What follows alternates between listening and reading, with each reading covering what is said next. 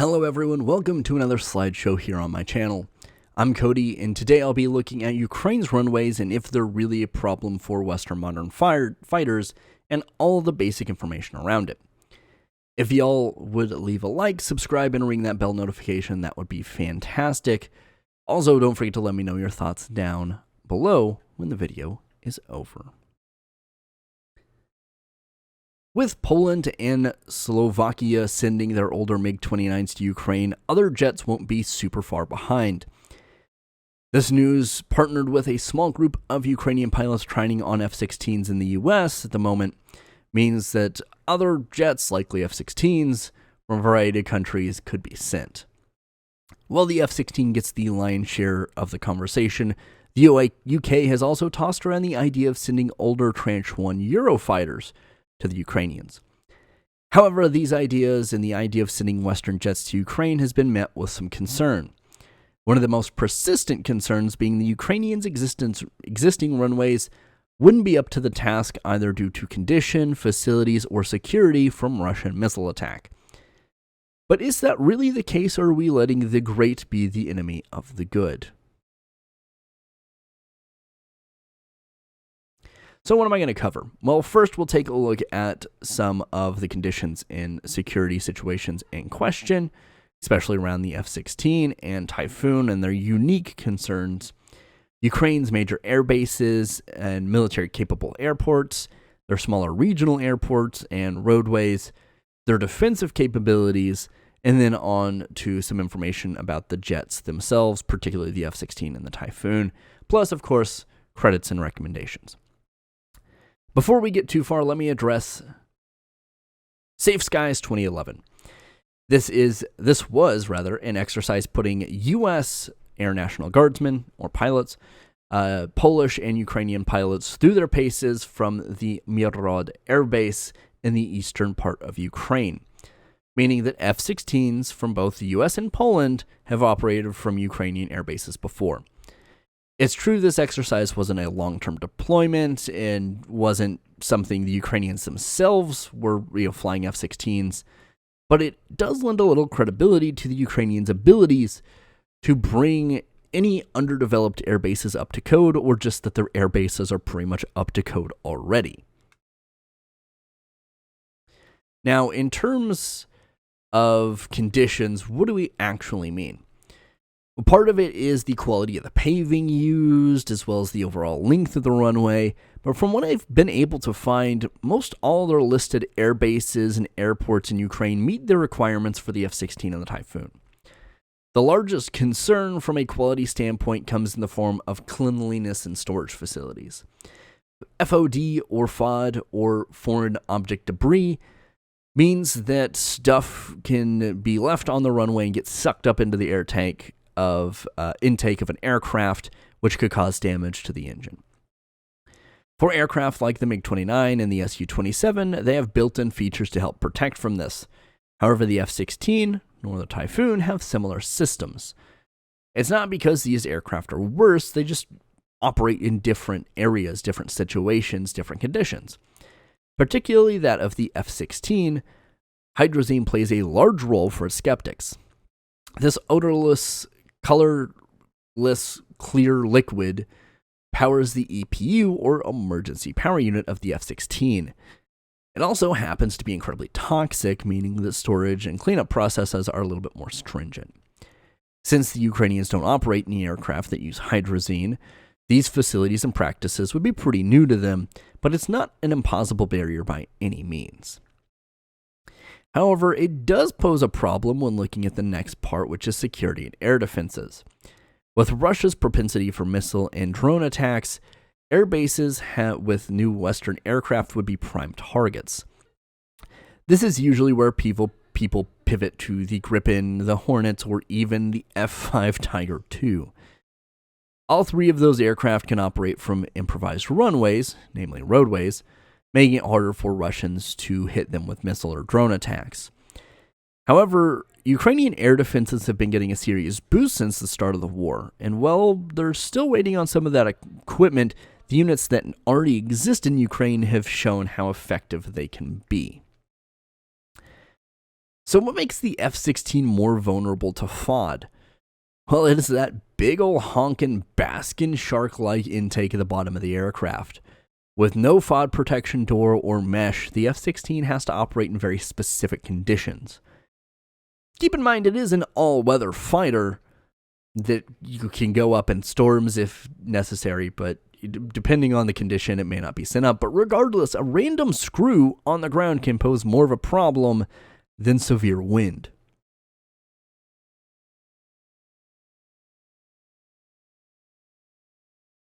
Alongside the lack of FOD protection, the landing gear is relatively weak as well. Improvements have been made over the years, but the Viper or the Fighting Falcon, depending on who you ask, still has regular occurrences of landing gear failures. If you look at reporting from the US Air Force, on average over the last few years, the entire fleet suffers anywhere from 3 to 5 failures a year. Well, that's pretty small proportionally. These are pilots that have trained on the F-16 platform for years. Switching from the much heavier MiG-29 and its much stronger landing gear, it's likely that newer Ukrainian pilots are probably going to have some issues with this. And the last thing you want in a Western fighter that just got sent to Ukraine is it to be inoperable because the front landing gear broke off. Once again, not a reason to avoid sending F-16s, just something we need to be aware of in the West.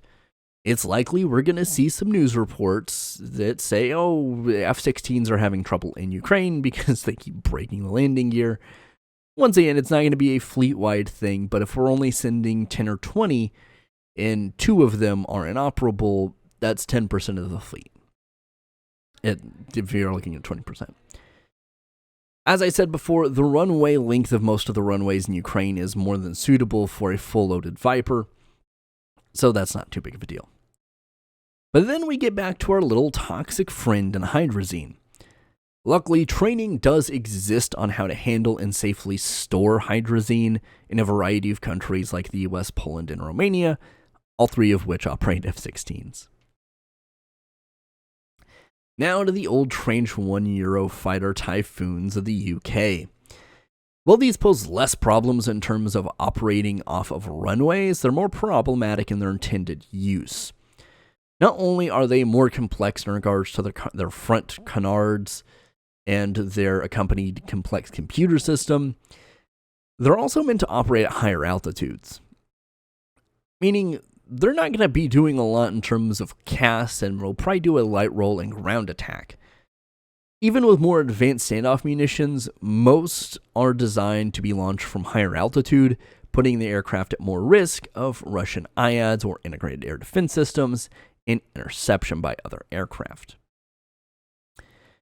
While this may not be a complete list, these are the major air bases that the Ukrainian Air Force has used in the relative past or currently uses that are a good distance from the front line. With attacks still being a concern, the further away the better, most likely. All of the runways are more than long enough to handle F-16s and Typhoons, so at least in that regard, Ukraine is starting out with a little bit of an advantage.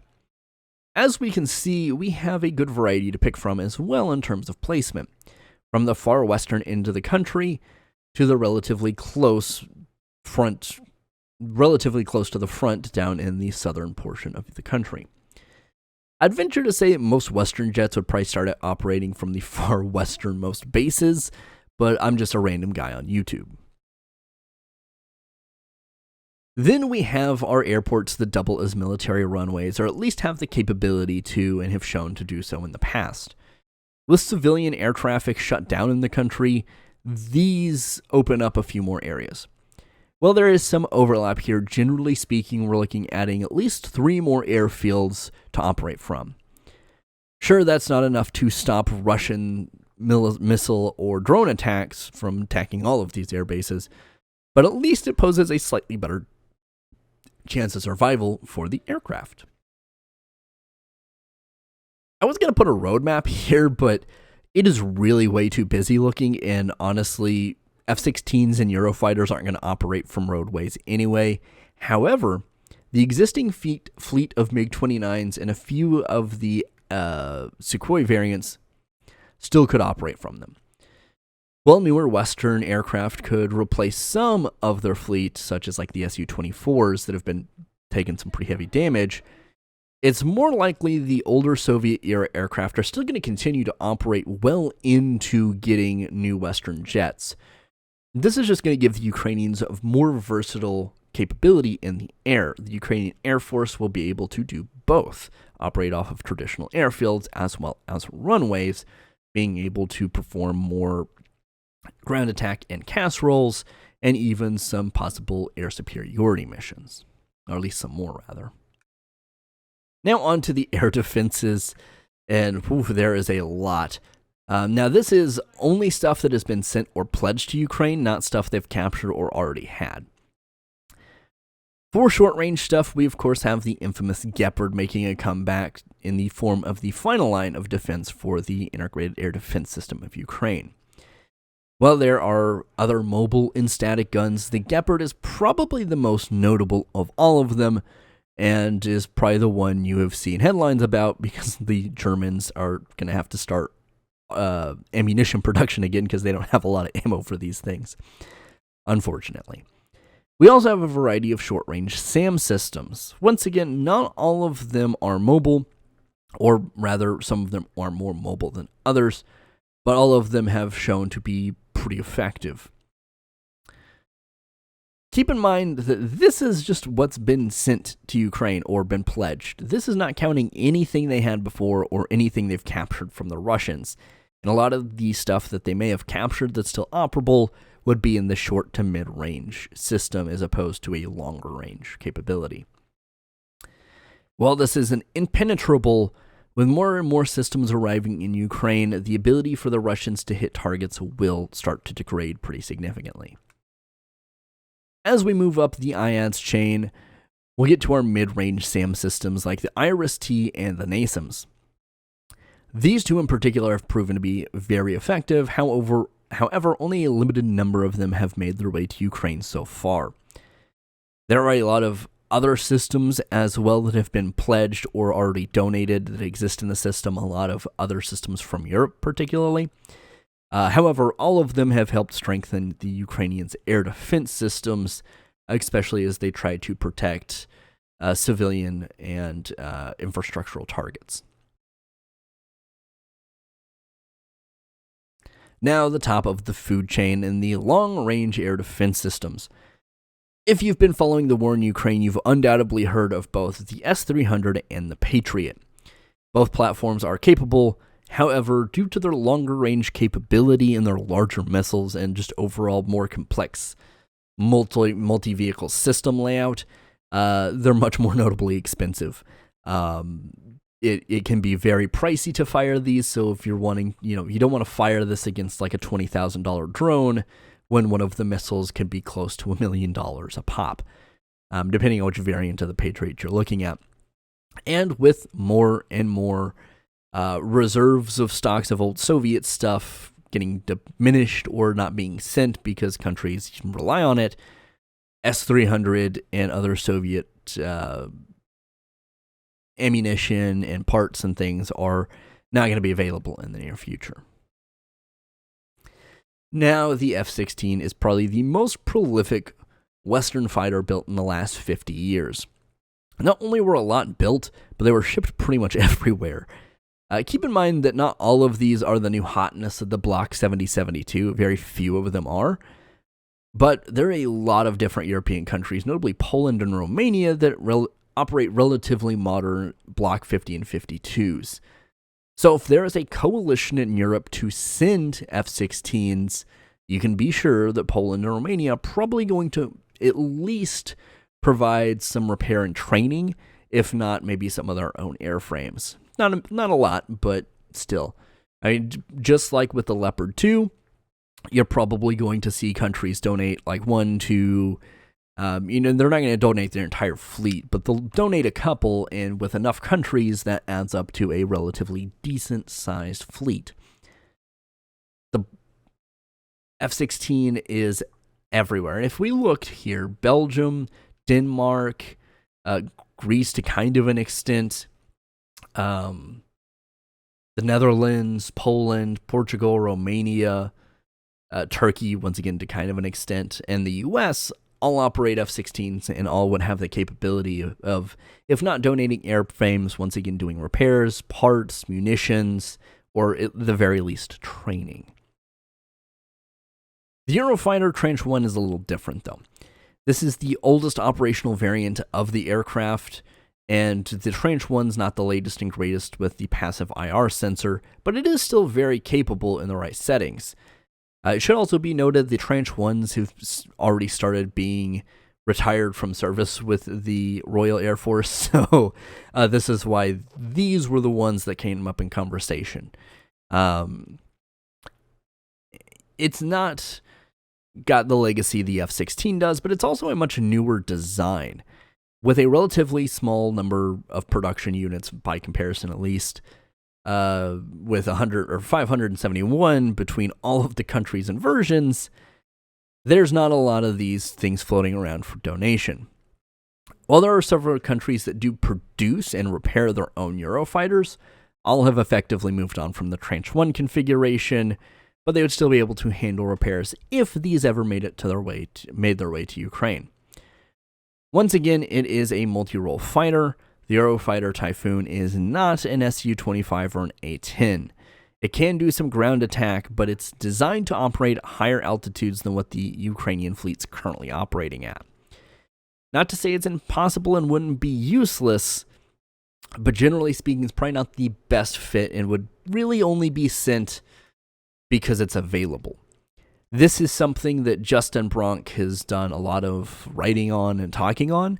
I think he even has a thing over at Rusi just like talking about how this is a symbolic gesture instead of like an actual effective tactical step forward. But it could be much like the Challenger 2, breaking that barrier, which could have already been broken by Poland and Slovakia, not Slovenia. But yeah, so those are my thoughts. Of course, check out the wikis if you're wanting like base statistic information. The F-16 forums or F16.net is a great place to look at like kind of, not necessarily definitive information, but if you want some kind of estimates, that's a pretty good place to look. Of course, Oryx is great as far as like looking at what's being sent to Ukraine and how equipment in the war has fared. Then, of course, YouTubers, Ward Carroll, by extension, Justin Bronk, since he has Justin Bronk on his channel fairly often. Military Aviation History, Annie Markey History, Falcons Fighter Tales, Fighter Pilot Podcast, Pilot Photog, and Perun, along with a lot of others, but these are more of the kind of primarily aircraft-focused people. Of course, if you have any questions, pop them in the comments down below. I'll do my absolute best to answer them. But as always, I'm a guy on YouTube, so if I don't know the answer, I'll point you in the right direction. Anyway, thanks for sticking with me here. I really do appreciate it. I'll see you in the next one.